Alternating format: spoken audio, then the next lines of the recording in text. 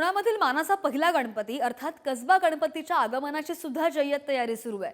ढोल ताशांचा गजर आणि गणपती बाप्पा मोरया असा जयघोष करत उत्साह आपल्याला शिगेला पोहोचल्याचं भक्तांचा पाहायला मिळतोय।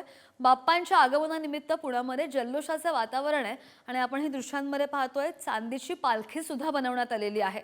थोड्याच वेळात कसबा गणपतीची मिरवणूक निघणार आहे। या मिरवणुकीला सुरुवात होणार आहे आणि याच ठिकाणाहून ही मिरवणूक जिथून निघते त्या ठिकाणाहून आमचे प्रतिनिधी बालाजी पोद्दार आपल्याला अधिकचे अपडेट देत आहेत। बालाजी, आपण पाहिलं ढोल ताशांचा गजर ऐकायला येतोय, ही बँड पथकं सज्ज होती आणि आता त्यांनी आगमनासाठी तयारी सुद्धा सुरू केलेली आहे।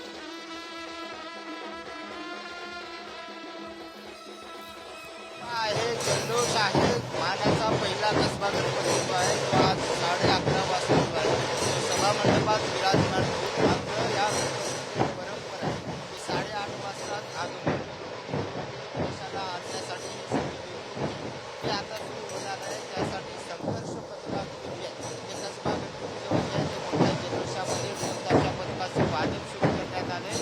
महत्त्वाचं म्हणजे प्रसिद्ध असा प्रभात बँड त्याचं सुद्धा वादन दरवर्षीप्रमाणे परंपरेप्रमाणे या गणपतीजवळ होतं आणि त्यानंतर या सगळ्या ढोलताशाच्या निनादामध्ये गणेशाचं आगमन करण्याची परंपरा जी आहे ती पहिल्या मानाच्या कसबा गणपतीची आहे। यावर्षी या संघर्ष पथकाकडून सुद्धा सिंधुदुर्गविषयी जनजागृती, ऑपरेशन सिंधूर तसेच सैनिकाविषयी जनजागृती करणारे बॅनर्स जे आहेत ते या सगळ्या ढोलताशा पथकांच्या सदस्यांच्या हातामध्ये दिसत आहेत आणि हा सगळा जल्लोष आहे, उत्साह आहे। आपल्यासोबत एक अगदी छोटी मुलगी आहे जिच्या जे ढोल ताशा वाजवते तिच्या वजना इतकाच हा सगळा ढोल ताशा वाजते।